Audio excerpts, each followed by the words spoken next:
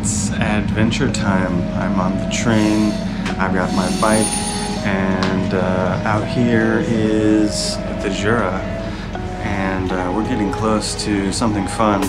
So let's get there and then I'll explain what's going on.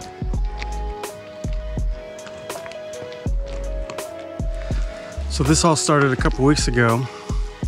I was thinking, wouldn't it be awesome if I could just go up to the Jura and bike around? But the problem was the train that goes to the place I wanted to go doesn't take bikes. And over the course of a couple of months, a whole plan unfolded, which involved me buying a brand new bike, well, a brand new used bike to me, and buying all of these bags and gears and kits and everything else that I need. And today's the day that we actually did it. And by we, I mean me, because I'm here all by myself in the rain, and it is awesome. When I envisioned doing this ride, I did not envision rain. We're approaching Lamora, which means we are entering gem cutting territory. And it's getting a little bit gray out, a little chillier. I think it's time to find a place to sleep for the night before it gets too dark.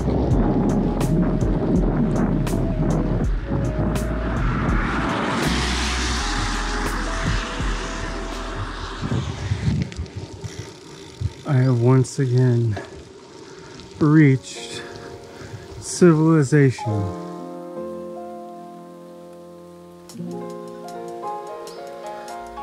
So part of the idea with this trip was wild camping. I had an idea about where I was going to stay tonight, but I improvised a totally different route than where I thought I was going to end up. So tonight I found a flat spot behind the Grand Fabrique, the old gem cutting factory, and I'm gonna be kind of hidden behind this row of building materials. They haven't renovated this place for over a year. It's just been sitting like this, so I know nobody's gonna bother me back here. So perfect secret spot, and also historical gem cutting significance, which is pretty cool. After several hours of biking up and down hills, this is exactly what I needed. A jackfruit burger, fries, and blue jack sauce. Oh yes, and a lot of water. This is what it's all about. Camping out underneath the stars, behind an ancient gem cutting factory. All dreams must come true. It's a great way to wake up.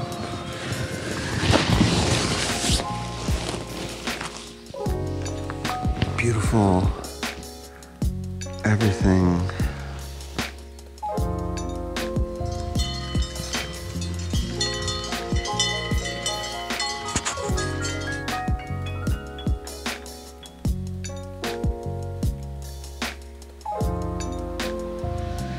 A nice mint tea in the bicycle coffee shop.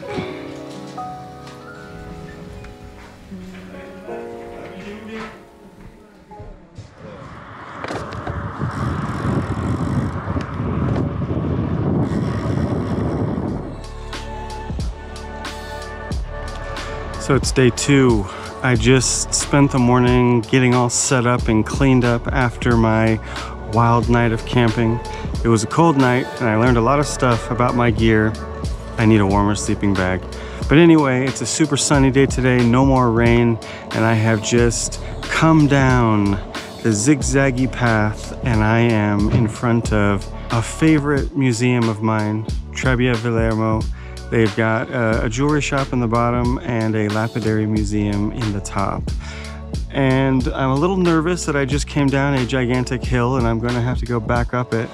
But I'm doing a bike touring path today that I got off the internet, so let's see if they did me wrong. Gem cutting, old tools, stones. These are quite impressive. It's reproductions of some of the famous diamonds of the world. We have one of these in our storage, but I always love just seeing them out here in the wild. Crank it on one side, cut stones on the other side.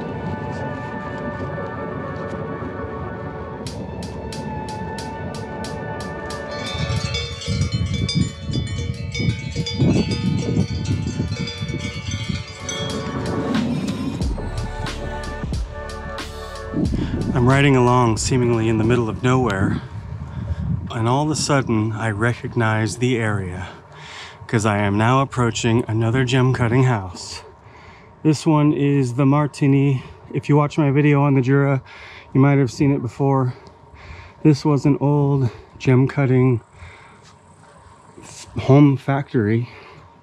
Now it's a B&B, but sure enough, we are in gem cutting country as I slowly climb these hills, wave at the passersby on their bicycles, and moo along with the cows.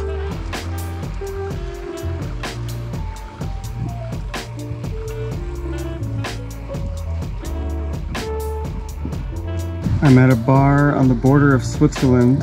It's one of my favorite places to come to get fondue and absinthe. Sadly, they were all out of absinthe, so I got a Ricard instead, which is basically the next best thing. A nice treat on a warm, sunny day and long, wonderful ascends and descends.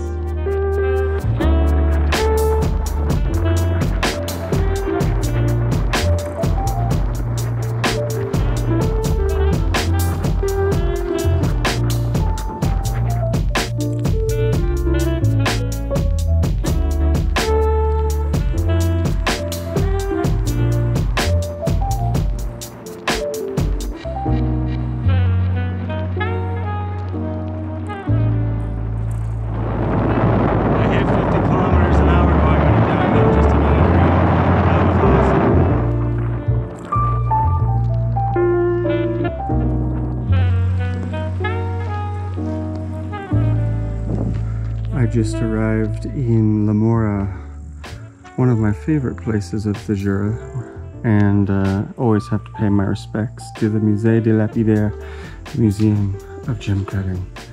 Stop in for a quick hello and then keep on going.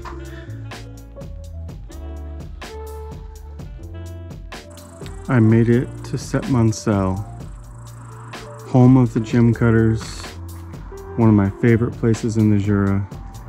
Such a cool history. Gem cutting factories that still exist here.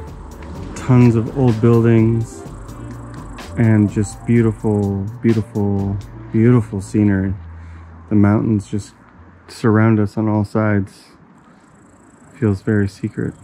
I always wanted to be able to come here on my bike and just explore it at my own pace.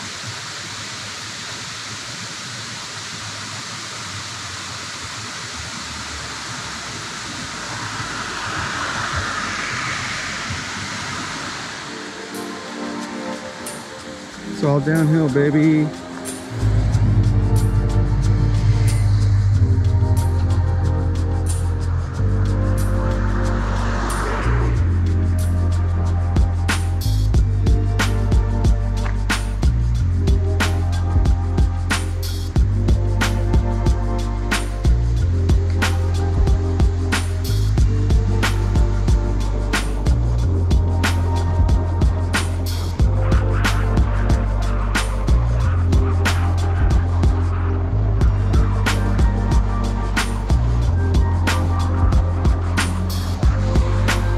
Oh yes, we are coming into a fromagerie that I've always wanted to go to, the Fromagerie de Montbrilliant. Oh, we've got a nice selection of absinthes. So I just entered a town called Montbrilliant, which is halfway between Septmoncel and Saint-Claude, and notice the water wheel. I knew that there was diamond cutting factories, old diamond cutting factories along this route, but you can't see the water wheel from the road while you're driving, no matter which way you're going. And it's only now that I've been able to come on my bike and actually stop and see it and actually get over here by the side of the road and see that this was definitely a diamond cutting factory. It's water wheel powered, and this is it.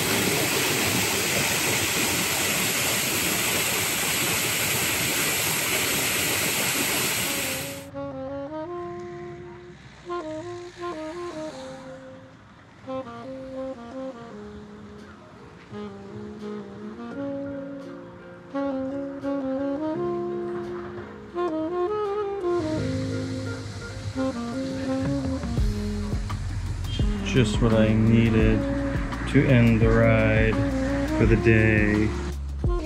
Maison du Pup is the home of some of France's first labor unions, including the early diamond syndicates from the early 1900s.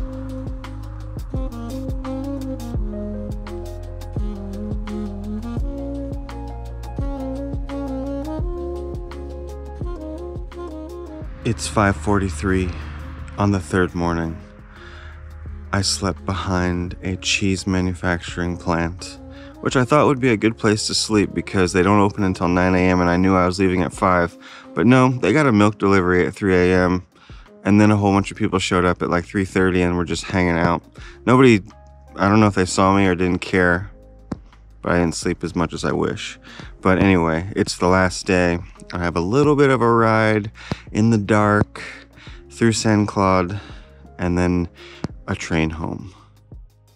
I've never been in Saint Claude at night.